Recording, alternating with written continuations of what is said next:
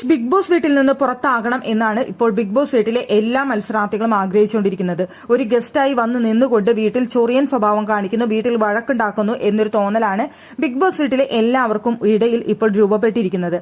ആ സമയത്താണ് അവിടെ സിജോയും രതീഷും തമ്മിൽ ഉഗ്രം വഴക്ക് നടക്കുന്നത്. വഴക്ക് എന്ന് പറഞ്ഞാൽ ഗംഭീര വഴക്ക് തന്നെയായിരുന്നു അവർ രണ്ടുപേരും അവിടെ പ്രാങ്കായിട്ട് ചെയ്തുകൊണ്ടിരുന്നിരുന്നത്.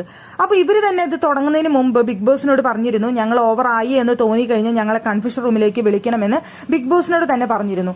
ഇവർ ഒരു പരിധി കഴിഞ്ഞ് ഭയങ്കരമായിട്ട് വഴക്കായ സമയത്ത് അവിടെ ഇവർ രണ്ടുപേരെയും കൺഫ്യൂഷൻ റൂമിലേക്ക് ബിഗ് ബോസ് വിളിക്കുകയുണ്ടായി. ആ സമയത്ത് സിജു ആദ്യം തന്നെ കൺഫ്യൂഷൻ റൂമിലേക്ക് ആദ്യം തന്നെ ഓടിപ്പോയി. പക്ഷെ രതീഷ് അങ്ങനെ പോയില്ല.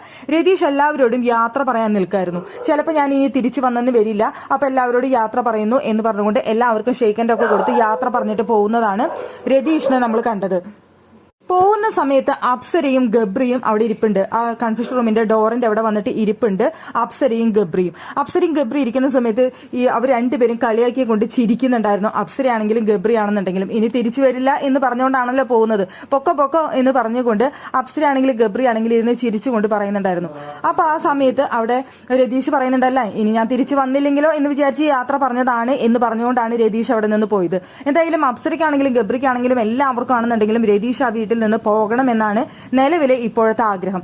ഒരു മത്സരാർത്ഥി എക്സ്ട്രാ വരുന്നു എന്നുള്ളത് അവർക്ക് ഇഷ്ടപ്പെടുന്നില്ല. അതുമാത്രമല്ല രതീഷിന്റെ ആ ചൊറിയൻ സ്വഭാവവും രതീഷോടെ സ്ക്രീൻ പ്രസൻസ് ഉണ്ടാക്കുന്നതും ഒന്നും തന്നെ അവർക്ക് ആർക്കും ഇഷ്ടപ്പെടുന്നില്ല. അതുകൊണ്ട് തന്നെ രതീഷിനെ എങ്ങനെയെങ്കിലും ഒന്ന് പുറത്താക്കിയാൽ മതി എന്നാണ് ഇപ്പോൾ എല്ലാവരും വിചാരിക്കുന്നത്.